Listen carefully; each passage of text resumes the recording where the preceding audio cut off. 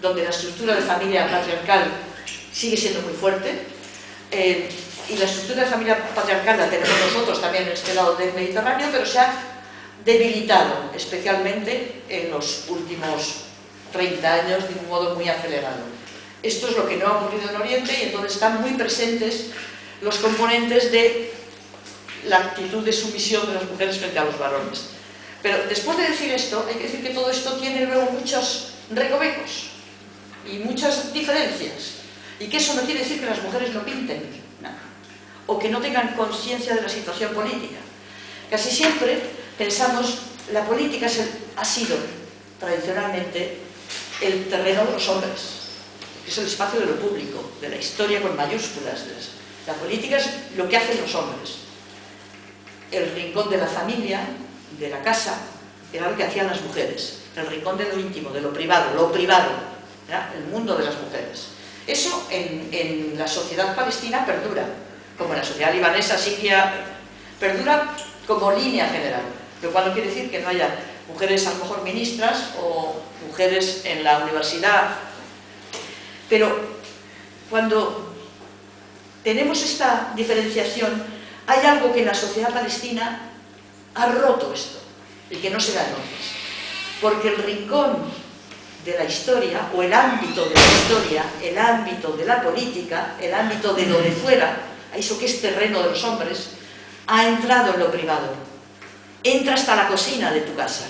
Entra a veces físicamente, en forma de los soldados que entran a la cocina de tu casa, echan a toda la familia, la meten en una habitación y se instalan allí, otra práctica habitual del ejército israelí. O entran hasta la cocina de tu casa porque hay un registro y están buscando a los varones para llevarse a los detenidos.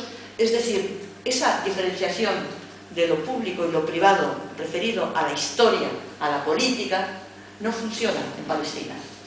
Y toda mujer, incluso una mujer analfabeta, campesina, que no tenga estudios, sabe quién es el presidente de Estados Unidos, quién es el secretario de Defensa de Estados Unidos y quién es el presidente de Francia. Porque les va la vida en ello. Y porque escuchan las noticias como muchas de nosotros, bueno, en fin, como mucha gente en nuestra sociedad sigue el culebrón de la sobremesa. Porque forma parte de su vida, de su ámbito no hay un privado, de su ámbito vital. Y eso ha dado también unas características singulares al comportamiento de las mujeres de la sociedad palestina. Algo que en el vídeo que estabais viendo aquí se veían unas niñas enfrentándose a los soldados. Bien, es que esto no es tan raro en Palestina. Yo he visto una mujer campesina, campesina por la vestimenta, con el pañuelo que no tiene nada que ver con el pañuelo que se pone así, el pañuelo hacia atrás, blanco, la túnica, el vestimenta de campesina, agarrándose a un soldado, así, zarandeándole, y bueno, diciéndole, me imagino, insultándole, porque no era imposible entenderla. Eso es más difícil que un hombre lo haga, porque es verdad que al hombre posiblemente le matan en el acto. Pero esta tradición, porque es una tradición de mujeres que luchan, no es algo nuevo en Palestina. Y os voy a dar algunos datos, porque a veces tenemos una percepción muy distorsionada desde Occidente de cómo es aquello, de cómo es, por ejemplo, la situación de las mujeres. Después de saber que las mujeres están en una situación de dependencia con respecto a los varones, también hay que decir que las mujeres han desarrollado unas capacidades de lucha que son propias de ellas y que forman parte de su experiencia como mujeres. Y por ejemplo, el drama de Palestina, os he dicho antes que lleva desde mediados del siglo XX. Bien, realmente empieza antes. Empieza cuando llegan las primeras colonias sionistas a Palestina, y eso empieza a finales del XIX. Y es en época en que es el Imperio Otomano, los turcos. Luego, a partir del año 1917, la zona queda bajo dominio británico. Y es a partir de ese momento cuando la colonización, con la protección de la gran potencia del momento, que era Gran Bretaña, del movimiento sionista, se empieza a hacer ya como una ola, que empiezan las expulsiones de campesinos de palestinos de las tierras, etc. Y empiezan las protestas, las manifestaciones, la rebelión de la población palestina contra quienes mandaban los británicos, contra la administración británica. Bien, esto es los años 20 y 30. En los años 20 y 30 se establece, la represión de los británicos fue brutal, atroz. Siempre tenemos una idea de los británicos nada más civilizados, ¿no? Fue terrible la represión. En el año 36 hubo la gran revuelta palestina, la primera intifada, que duró como la Guerra Civil Española, hasta el año 39. Y terminó con cerca de 100 dirigentes de la revuelta ahorcados por los británicos, más de 1000 muertos entre la población palestina y una práctica ya instaurada entonces, que luego los israelíes han perfeccionado mucho, que es la demolición de casas y de barrios enteros. Bien, este tipo de represión había entonces. Y frente a este tipo de represión empieza a establecerse una modalidad de manifestación que desde los años 20 y 30 consiste en que en primera línea de la manifestación van mujeres, musulmanas y cristianas, cogidas del brazo. ¿Por qué? Por lo mismo que he dicho antes, porque se supone que a las mujeres no las van a disparar tan inmediatamente como a los hombres.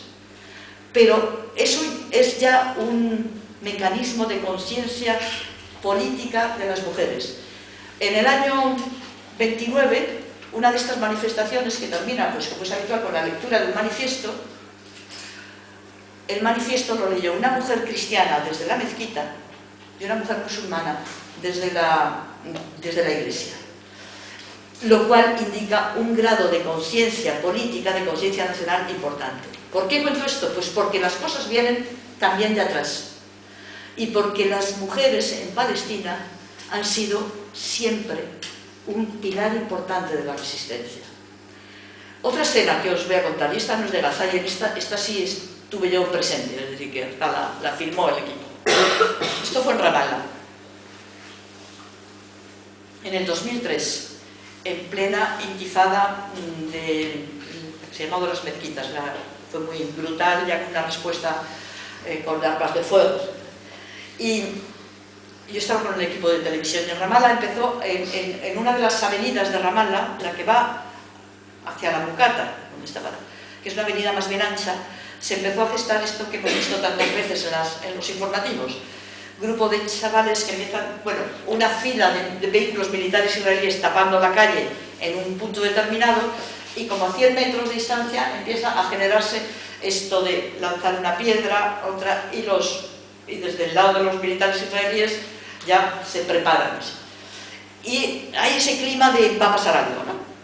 Y bueno, empieza a pasar algo, es decir, que las piedras se responden con botes de humo, después al cabo de un rato con fuego real, y hay un momento dado en que hay dos chavales, dos jóvenes heridos en mitad de la avenida. Y esto también es una práctica habitual, no es una anécdota. En el momento que la ambulancia intenta acercarse a recoger a los heridos, desde el frente de los militares israelíes se dispara mucho más, se arrecian los disparos. Es decir, no dejan acercarse a la ambulancia. Esto yo lo he visto varias veces ocurrir así. Y así transcurre, pues no sé, quizá media hora, con intentos de la ambulancia. Todo esto entre botes de humo, sonido de disparos, gritos, todo eso. Y de pronto, desde uno de los laterales de la calle, vemos salir a una mujer que iba con abrigo, llevaba un pañuelo de abrigo, así, el abrigo, no iba vestido de manera tradicional, sino con un abrigo como de hasta media pierna, el bolso colgando de un lado, y en el otro lado, en un lado llevaba el bolso y en el otro lado una banderita así pequeña, Palestina. Y entonces fue caminando desde el lateral hasta el centro de la avenida, con los dos chicos heridos detrás, se puso y se plantó ahí así, con los brazos en alto. Yo me acuerdo que eso, yo el bolsito colgando aquí. Desde el lado de los soldados siguieron disparando, y vuelvo a decir lo mismo que en la otra ocasión, no dispararon a matar, porque si no lo hubieran tenido muy fácil, pero disparaban muy cerca, disparaban que se veía el rebote de las balas que le daban en las piernas a la mujer, y no se movía. Y ahí estuvo yo no sé cuánto tiempo, a mí me parecieron horas, posiblemente fueron minutos, y ahí estuvo un buen rato hasta que la ambulancia por detrás se acercó, recogió a los dos chicos,